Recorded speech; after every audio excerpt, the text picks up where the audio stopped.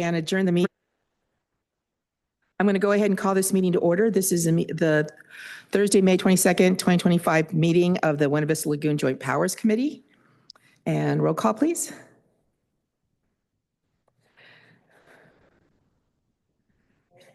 Present. Jimmy Figueroa. Present. Kelly Devaney. Marker absent. Keith Blackburn. Present. Kevin Shin. Present. Glenn Stimmel. I believe that's it. And we do have a quorum. Thank you. Please rise for the Pledge of Allegiance. Ready to begin. I pledge allegiance to the flag of the United States of America and to the republic for which it stands, one nation, under God, indivisible, with liberty and justice for all. All right. Do we have any requests to speak from the audience on items not on the agenda? Mayor Sanchez, I do not see any off agenda. Actually, my apologies. I think actually we do. Do we have anyone wishing to speak on items not on the agenda? Raise your hand.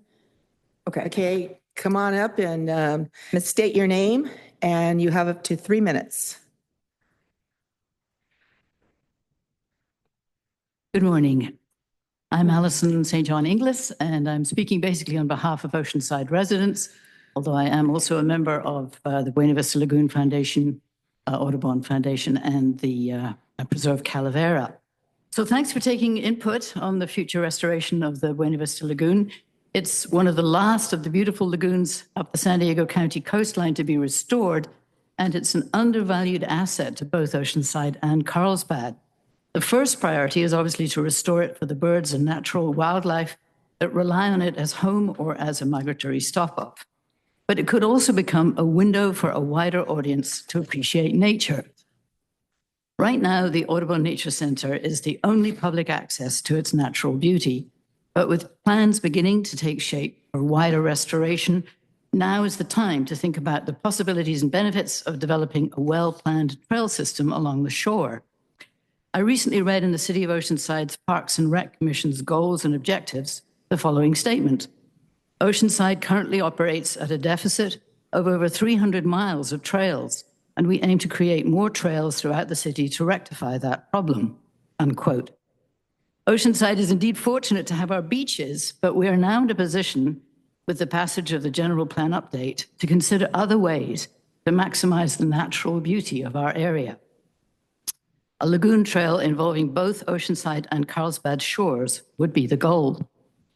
The shore around the Buena Vista Lagoon is narrow in places and backs onto private property. But with planning, a well-defined nature trail could become a regional treasure and a source of inspiration and education for young and old alike. As the cities grow denser and nature is increasingly sidelined, a well-designed and main trail is an investment like any other city or county asset. We believe it would benefit the wildlife and the human life that are fortunate enough to live here, as well as our visitors from around the world. This concept for a lagoon nature trail may also link up with redevelopment plans for sections of the Buena Vista Creek upstream and existing trail systems. It may take years for such a dream to be realized, but now is the time to make sure that public trails are part of the conversation about the future of the Buena Vista Lagoon. Thanks so much. Thank you. Item 3. Thank you. Item 3 is approval of the minutes from prior meeting. Do we have a motion? Second. There's a motion and second. Do we have any requests to speak on this item? Mayor Sanchez, we do not. Okay, thank you. Please vote by raising your hand. Yes? Okay, so it's 4-0. Thank you. I'm not used to raising hands. It's like, oh, wait a minute, you have to say yes. Why are you raising your hand, right? Okay, we're now on new business. This is on the Buena Vista Lagoon wear repair. And we do have an update by our City of Oceanside engineer, Luis Cardenas. Good morning, Luis. Honorable Mayor, Council Member, and committee members.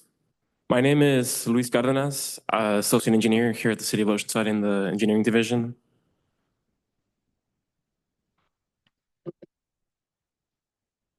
All right, so today I'd like to provide you just an update on where we are with the Buena Vista Lagoon weir repairs that we've been doing, or that we've done and then are planning to do as well. So as you guys know, this is the vicinity. The location of the weir is on the Oceanside Carlsbad border at the mouth of the lagoon going into the Pacific Ocean. So this is actually what the location looks like when it's, I guess, in its full function. You can somewhat see the line where the weir is located. The water of the lagoon is being retained while the water from the ocean is coming in. So there's a separation of body of waters at that location, highlighted by the weir. And before I dive into it, I'd like to just give a brief description of what a weir does. Similar to what I was showing in the previous slide, a weir essentially provides a body of water. It allows the water to stay at a certain level. For various reasons, whether that's just to retain water from leaving the site, whether it's for ecological reasons, they may vary. In this location specifically, those reasons apply, all of them.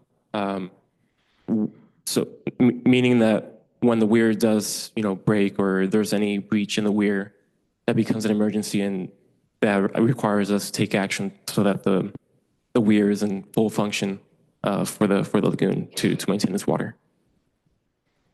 So last year in February, we received a call from our Public Works Department, basically telling us that there was a breach in the weir. As you can see, over on the left side of the weir, there's an opening where a few of the wooden planks broke off, and the water from the lagoon was essentially just spilling into the ocean, into the Pacific Ocean. As you can see, in comparison to this previous slide, the water of the lagoon is right at the top of the weir. And in this one, it might have dropped, I want to say, good 3 feet from where it was originally. And this is coming from just after a storm that we experienced. So there was a surge in runoff that we think may have contributed to the breach in the weir. And then this is just a close-up. This was a little bit before the previous picture. As you can see, the water had already, gone down about a foot. In the previous slide, it had already gone down about 3 feet. So that same day, we contacted a local contractor to assist us with this emergency repair. They came out and brought equipment immediately within an hour or two. And our game and plan from that moment was to place some steel plates along the face of the weir where the breach had happened. As you can see here, they're lifting up these steel plates to then rotate them in and place them in front of the weir so that the breach in the weir could be stopped. Again, this is just them in action, placing the plates in front of the weir. And this is once we completed that emergency activity. As you can see, water isn't spilling as fast anymore, and the elevation of water had now gone up closer to the top of the weir. Deeming this activity, in a way successful because we were able to stop the outflow of the water from the lagoon. Again, just another angle of what we did. At this point, the water is essentially where it originally was. And, since then, we've just made sure to assess the location, especially after storms, just to ensure that this repair is still in place. So next steps. So what we did was mostly an emergency just action for us to ensure that the water stopped the outflow, or we stopped the outflow of the water from the lagoon. What we intend to do moving forward, which is we call it a more permanent repair, is to install steel sheet piles along the face of the weir. This will allow us to ensure that there's a better seal along the face of the weir. Because I will say currently there are some planks that have minor, the planks aren't entirely flush with each other, but there's still some water seeping in between the planks.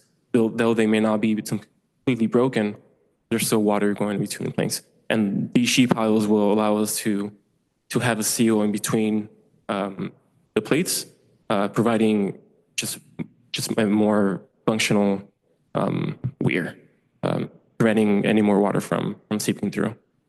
Picture on the left essentially is showing how the sheet piles would be installed. They would be brought in, placed where we intend them to be, and then be pushed down into the soil so that they then are put in place. And the picture on the right is just an example I found online of where they used these sheet piles. So we're currently obtaining, or at least seeking, regulatory permits from various agencies, including California Department of Fish and Wildlife, Army Corps of Engineers, and the State Water Board. We are also in collaboration with the City of Carlsbad staff to ensure that we are, as co-applicants in these permits, we are working together to ensure that the appropriate permits are obtained. I will say yesterday we met with staff from the City of Carlsbad to further coordinate prior to obtaining the permits from these agencies. I anticipate receiving these permits by fall this year, and the aim is to begin construction, if not late this year, early next year, so that we can then ensure a more functional weir at this location. Especially before a storm comes in, we'd just like to make sure that the appropriate repairs are made. Yeah, I'm available for any questions. Besides that, thank you. Thank you for your time. Do we have an estimated cost of the work? For the construction, we are currently, we have an estimate of about $300,000. That would include the procurement of the materials, the mobilization of the contractor, and of course the labor that would be associated with the install. And the permitting as well? Permitting as well. Okay. Is this a City of Oceanside project or is it a joint project? It's a joint project with the City of Carlsbad.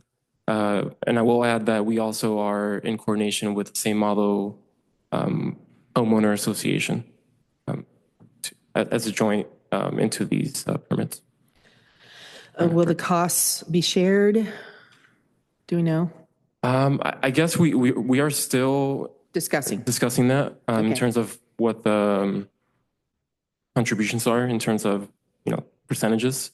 But we do have a maintenance agreement in place that was done back in 1971. Basically highlights the responsibility from the three parties to ensure maintenance of the weir. Okay. Thank you. Do we have any requests to speak from the public? Mayor Sanchez, we do not. Okay. Any questions from the dais? You asked all the questions I was going to ask. I should Great have. minds think alike. Thanks for the update.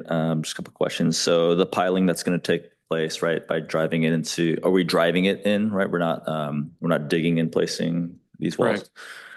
Correct. What's the noise impact on that? There are certainly studies in terms of how much decibels are done in terms of noise. In terms of like specifics of what that is, I don't certainly have that on hand right now, but I can follow up and provide that information. Probably just to be able to provide an update and like ahead of us moving forward with this project, that we let the residents know if it is going to impact them or not, just to ensure that we don't hear it later from them post fact. Certainly. Great. That's all. That's all I I have. think they'll let us know too. They'll let us know. It'd be nice for us to give them a heads up too, though. Yeah. Thank you. I believe there was an estimated time frame for construction. Yeah. Oh yeah. Construction would, relatively to, other construction projects, it'd be relatively short. I would say a few weeks. And it wouldn't be a prolonged process in which, it would take. And we specifically chose this method due to time, due to impacts to the actual lagoon at that location. There are other methods that would require us to do excavation, to install a cofferdam, various impacts to the environment in that area. And this, I believe, provides us the best option in terms of impacts to the environment at that location. Great. Awesome. Oh, thank you. Thank you. Do you have any questions? All right. Thank you very much. Next item under old business, we have an update by Kim Smith of Sandag on the Lagoon Enhancement Project, the technical studies that have been performed. Good morning. Thank you, Mayor Sanchez, Mayor Blackburn, members of the committee. So I'm here today to give the committee an update on the technical studies progress that's being made on the Buena Vista Lagoon Enhancement Project. And so just as a reminder to the committee that Sandag received a total of $4 million in grant funding from the state in 2021, 2022 in order to move the design forward of the Buena Vista Lagoon Enhancement Project. The two grants combined give us enough funding to move it just up to design. Our team has been hard at work. We're excited to report that the draft 30% design report and plans were submitted to Sandag in early May. We're currently reviewing those plans, and we have provided those to both our stakeholders and both the City of Oceanside and Carlsbad. And we're in the process of setting up meetings with your staff to review plans to go over specific comments. In addition, we've been working closely with the United States Army Corps of Engineers on the review of it's called a Sampling and Analysis Plan and Results, or the SAPR. And this is the plan that outlines the physical and chemical testing results of the materials that we're going to be pulling out of the lagoon in order to complete the restoration. This includes analysis of how much of that material could actually be beach sand quality. We anticipate additional stakeholder outreach later this summer between finalizing our 30% design and beginning 65% design, with the 65% design being beginning late summer and finishing up at the end of this year because both of our grants expire in March of 2026.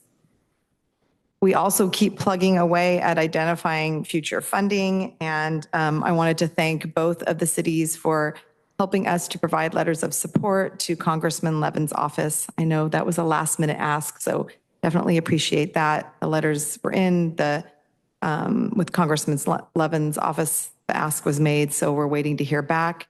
In addition, we're working with our government affairs, with the state legislature to also put in for a state earmark. Our federal earmark only totaled $1.18 million. So that's only half of what we need to complete 65% design. We need about $3 million more to complete 65% design, and then another 2 to 3 to get us through 100% engineering design and permitting. So in addition to working with the state legislature, we're also working with the California Department of Fish and Wildlife and the Wildlife Conservation Board on potential grant funding through Prop 4, and CDFW also has some additional monies potentially left over from Prop 50. So we've been working with them to put in a pre-proposal to ensure that we get the gap funding for the 65% design to move the project forward. So that's all I have today, but I'd be happy to take any questions you may have. Just want to let you know that we're I don't know about again, but we will travel if we have to, right, Mayor? Right? Sure. Yeah. Yes, sir. We will all travel to Sacramento and, do everything possible to try to get the rest of the funds. Do you feel that these are, we have a good chance at the grants? Yeah, I mean, with our discussions with CDFW and WCB, it seems like the Prop 50 money, that they have these leftover funds that I think were slated to go potentially to the Buena Wetland Project up in Orange County, but they weren't ready. So there Right. could be some additional gap funding. And then, of course, I think everybody's seeking these Prop 4 funds. So I think we have a good chance there. And also a good chance with the state earmark, because I believe that earmark has to do with Prop 4 funding also. Okay, great. To piggyback on what Mayor Sanchez just said, please be blunt with us and tell us what you need, rather than insinuating or going through staffers. In my case, you can call me directly, tell me exactly what it is you need, and we'll make sure we accommodate that. Thank you. Thank you. Yes. So this would be to obtain funding for the study, correct? Or So this would be to attain that additional gap funding to get us to, right now, our funding only gets us to 65% design. So this would be to get us through 65% design and then additional funding to complete the permitting for the project. We likely would want to, we have CEQA that was completed in 2020, but we'd likely also would want to complete NEPA. So if there was federal funding, we would be prepared to we'd have that finished, and then through the 100% final engineering and design. awesome. Thank you. Do we have any requests from the public to speak on this item? Mayor Sanchez, we do not. Okay. Thank you. Thank you, Kim. The Wetlands Preserve Restoration Project update. Is this, this is under B, is this separate from what we just heard, right? Because update by the Audubon is next. That's Oh, correct. it's under B. Got it. It's a continuation from the other page. Slightly related, but good morning. I'm Natalie. Good morning, Ms. Shapiro. How are you? Thank you, Mayor Sanchez, Mayor Blackburn, and council for allowing me to share. I just have a brief update. As you recall, at the last JPC meeting back in February, we had achieved all the permitting needs from Oceanside regarding to acquiring a coastal permit. We went through CEQA and got a notice of exemption. And where we're at since February, we're working with the cities of Carlsbad and resource agencies on permitting. So we're moving along there. And we're also, as Kim Smith mentioned, we are also doing the sand analysis, working with Army Corps of Engineers and Ms. Timberlake on conducting studies to look at the appropriateness of sand on our project site for use on area beaches. And then the next related issue is the design and location of a crosswalk. Right. As I understand, that will be part of a feasibility study for next fiscal year. So there's funding for that. And thank you, Councilmember Figueroa, for meeting with me and kind of sharing how that works. So that's all I have. I'm open for questions. Any questions? Natalie, you're in there a lot. There was a cooperative effort to try to slow traffic down through there. Has that worked? I have not received any updates on, I know that the last JPC meeting that was brought up, and that is a concern that both cities work together to slow traffic down. So I have not received any updates on that. Okay, thank you. But that's something that we're pursuing. Share a little bit. So we currently, for this upcoming fiscal year, it's currently in the draft process, but a feasibility study to have a crosswalk somewhere between Eaton and the Audubon Society, which would also include a red flashing beacon stop sign. But we'll see, because there's a dip near the Audubon Society. So the feasibility study, we don't know necessarily where it's going to be between the Audubon and Eaton. So, but that's currently in the plans. Great, thank you. Are there any requests from the public to speak on this? Mayor Sanchez, we do not. Okay. Thank you. Thank you so much. Thank you very much. So we're at the end of the meeting. For any comments from committee members? Just one quick one. I didn't get to say this in the first meeting that I was able to attend. I just want to give a staff recognition to Jamie Timberlake right there. Jamie is actually a great cog for as much as this board is a great service between both cities to maintain a good relationship with each other. I know Jamie in a different capacity. We both have Jamie is a resident of the city of Carlsbad. And our kids are both scrappy in basketball and in performance art together. And I think the bridge of what her role is here for your city for the Reap Beach effort allows some of the stigmas and whatnot to be kind of settled down in regards to at least our city. So I've worked with her on a professional level here as we're discussing what goals you guys need as Reap Beach. And I just feel like those are like the linchpins of being able to keep ourselves together and maintain some copaceticness. So that's all. Great, thank you. Any comments? I attended the Audubon Society Endangered Species Day on Saturday, and with my youngest daughter, and we had a great time. It was really well. The volunteers were amazing. Families were happy. There was so many different activities to do to really engage with just the entire space, but also learn a lot of they had this you can dissect an owl pellet. And so it's like I got to learn what that was. And so anyway, it was a great time. I just thank you for all the volunteers who put that together. Shout out to the Audubon Society, yeah. All right, well, the next meeting is September 25th, 9 a.m. And as we rotate, the next one will be in the city of Carlsbad. Yeah. All right, thank you, meeting adjourned. And you can park in my parking spot.